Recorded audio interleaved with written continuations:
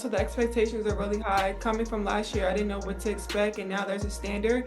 Coming in every day and just bringing energy and working hard. Angel Reese got humiliated by a Chicago Sky reporter and won't believe what happens next. The world of women's basketball has always been a stage for fierce competition, bold personalities, and transformative moments that ripple far beyond the court, but few moments in recent memory have sparked as much conversation or controversy as the public unraveling of Angel Reese's narrative as a central figure in the WNBA's meteoric rise. Angel Reese kind of things online during interviews. The Chicago Sky, star known for her relentless rebounding and unapologetic bravado, found herself at the center of a storm that exposed the gap between her self-proclaimed impact and the cold, hard reality of the numbers.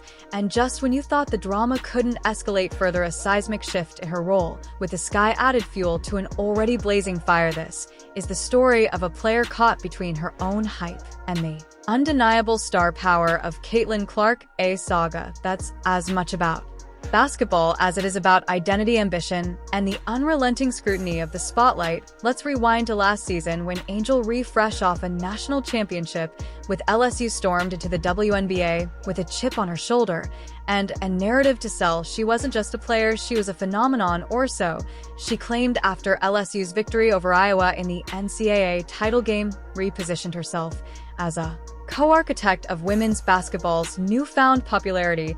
She declared that the sports surgeon, viewership, sold-out arenas, and celebrity-packed sidelines wasn't the work of just one person, namely Caitlin Clark, but a shared triumph, with her own star power playing an equal role. It was a bold statement, one that resonated with her fiercely loyal fan base and cemented her as a polarizing figure who thrived in the role of the villain. But here's where things start to get messy. Bold claims require bold evidence, and Reese's assertion was about to collide with reality in a way that would leave her scrambling for answers.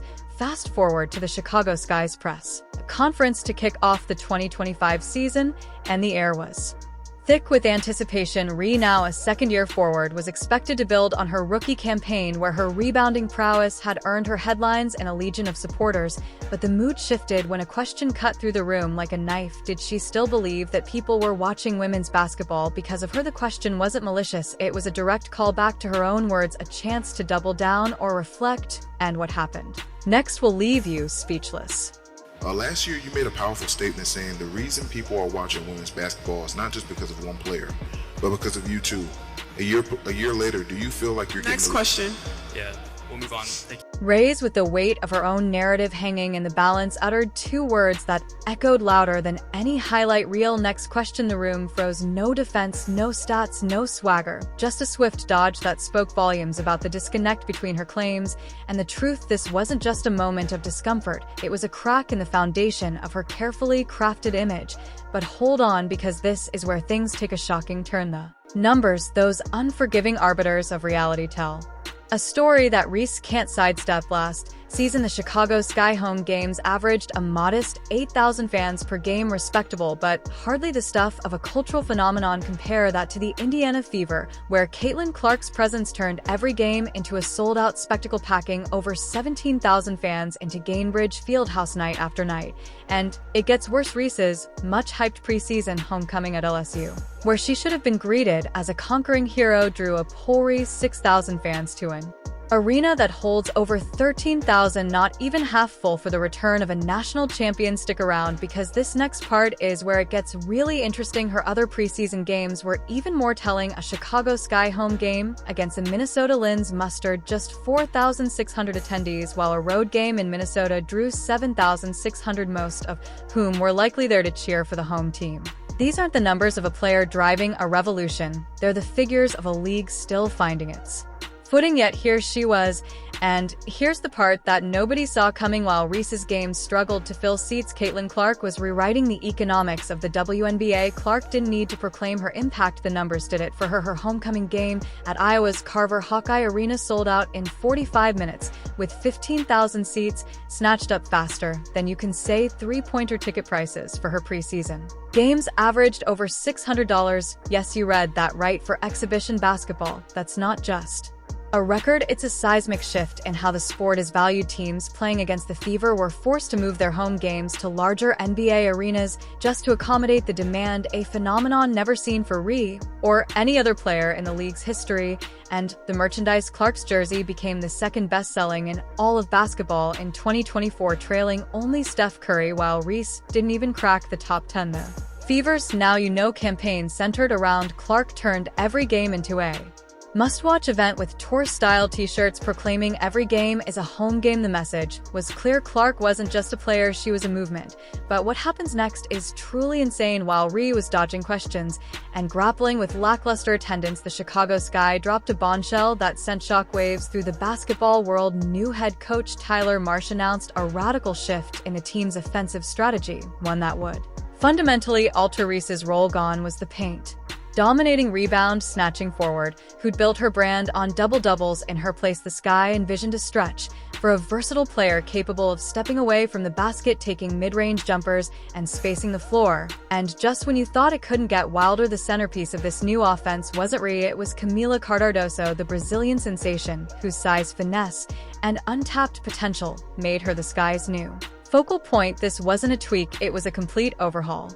And Reese's absence from training camp in the wake of the news only intensified the drama. Let's be real, Reese's identity as a player has always been tied to her dominance in the paint. From her LSU days to her rookie season, she snatched rebounds with a ferocity that felt personal, racking up double-doubles that fueled her rise to stardom. Her 19-rebound performance against Indiana in her second pro game went viral, cementing her as a force to be reckoned with. But the Sky's new blueprint asks her to abandon the very thing that made her a household name: mid-range jumpers, catch and shoot opportunities. This is uncharted territory for a player whose career field goal percentage hovers at a troubling 39%, mostly on shots near the rim. Her shot release is slow, her mechanics clunky, and asking her to stretch the floor is like asking a sprinter to run a marathon. The real reason behind this will blow your mind. The Sky aren't just trying to evolve Reese's game, they're future-proofing their franchise for a league that demands versatility. And here's where things go completely off the rails. While Reese's role was being rewritten, Cardoso was handed the keys to the paint, the very space Ree had owned. Cardoso, with her softer touch, better spacing, and global appeal, represents a bankable star in the making. The optics are brutal. Just days after Cardoso made headlines squaring off against her national team, she was anointed the Sky's new cornerstone. Fans took to social media in a frenzy, accusing the Sky of orchestrating a campaign to dismantle Reese's legacy and prop up Cardoso. Conspiracy theories multiplied, with some claiming the move was a deliberate attempt to erase Reese's record-setting rebounding streak before it could define her WNBA career. But here's what they're not telling you: this isn't about favoritism, it's about basketball. The modern WNBA demands forwards who can shoot, create offense, and move the ball. Reese's one-dimensional game, rebound, put back, repeat, is a liability against defenses that clog the paint and dare her to shoot. The tension is palpable, and Reese's silence speaks louder than any press conference could. Her absence from training camp isn't just a scheduling quirk, it's a statement. Most elite athletes would see a role change as a challenge, a chance to expand their game and silence doubters. But Reese's reaction suggests she views it as a betrayal, a theft of the identity she's worked so hard to build. And you'll never guess how it ends. The growing chorus of fans calling for her to demand a trade is gaining traction. They don't deserve you, Angel, one user wrote on X. Get out of Chicago. It's the kind of drama that thrives in the echo chambers of social media, where nuance is drowned out by outrage.